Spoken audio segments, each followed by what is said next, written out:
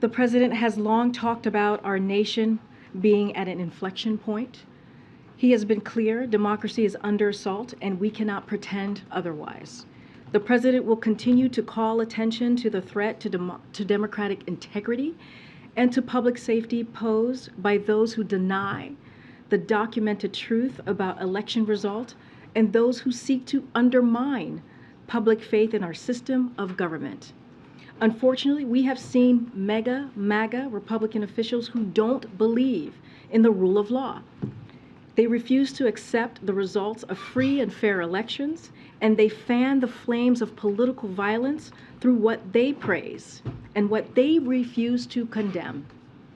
It remains important for the President to state strongly and unequivocally that violence has no place in our democracy. He believes other leaders of both parties, on both sides, have a responsibility to communicate this very clearly as well. The President has been emphatic and optimistic that Americans care about protecting our democracy. He has consistently talked about the fact that America has emerged stronger from some of our darkest moments. And today, there are far more Americans of every background and every belief who reject the dangerous path of political violence than accept it. The President will continue to speak about the challenges facing our democracy and his enduring belief that America will persevere. He'll also keep acting to address political violence, including by continued implementation of the first ever national strategy for countering domestic terrorism that he released in June of 2021. Now, President Biden has made it his top economic priority to lower costs for American families, and he has been delivering. He's beaten Big Pharma, and Medicare is negotiating lower prescription drug prices as well.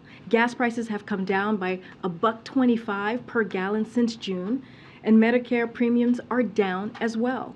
Yesterday was our first day of open enrollment season, thanks to the Inflation Reduction Act, which congressional Republicans want to repeal. That's the first thing that they want to do. 4 out of 5 consumers can find a plan that costs $10 or less a month. Additionally, 13 million Americans will continue to save an average of $800 a year on coverage. And today we're announcing additional actions to lower food and heating costs for American families. The Vice President will be in Boston this evening to announce that we're making billions of dollars available this winter to help bring down home heating bills for low-income families all across the country. We're also making nearly $9 billion through the Inflation Reduction Act available to states and tribes to help families make their homes more energy efficient. And the Department of Agriculture is helping bring down food prices at the grocery store through new measures to expand meat and poultry processing capacity. Altogether, these actions and others will provide families a little extra breathing room. You hear the President say that often. And they are in stark contrast to the plans Republicans in Congress have cooked up to drive up costs. Congressional Republicans want to repeal the Inflation Reduction Act, which gives us the ability to lower drug prices, and that utility CEOs have said will bring monthly energy bills down. They oppose the release of oil from reserves, which multiple industry analysts have said is helping bring prices down at the pump. They're going to bat for big oil, even as they pad the pockets of shareholders and keep gas prices up for American families. They want to raise the age of Social Security benefits and put the program that so many people work so hard for, alongside Medicare, on the chopping block. And they want to restore disastrous tax cuts for the rich. The bottom line is the President is committed to helping families right now, while Republicans officials are committed to raising costs and chilling for Big Pharma and Big Oil.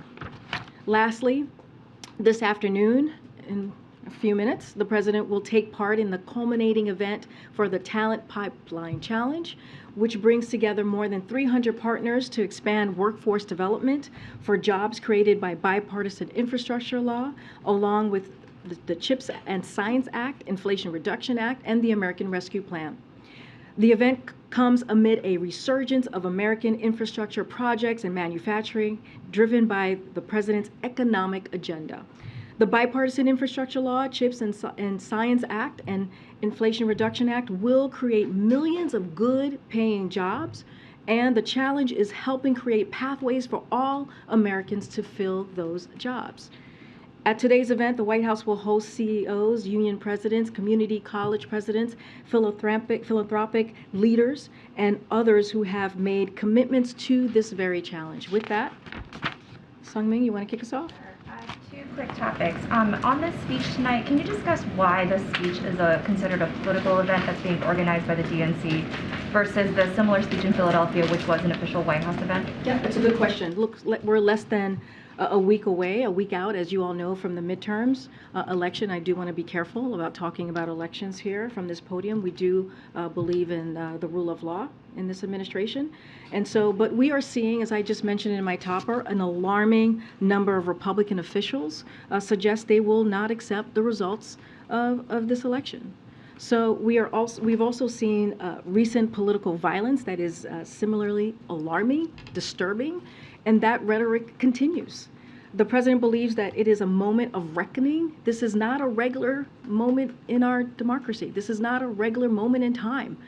And this is, as the president has said many times, we are in an inflection point, and he's going to call it all out. Like he did in very direct terms, and he talked about it just last night in front of 3,000 people in southern Florida. So you'll hear from him. I'm not going to get ahead of the president, but this is why we see this as an important moment tonight.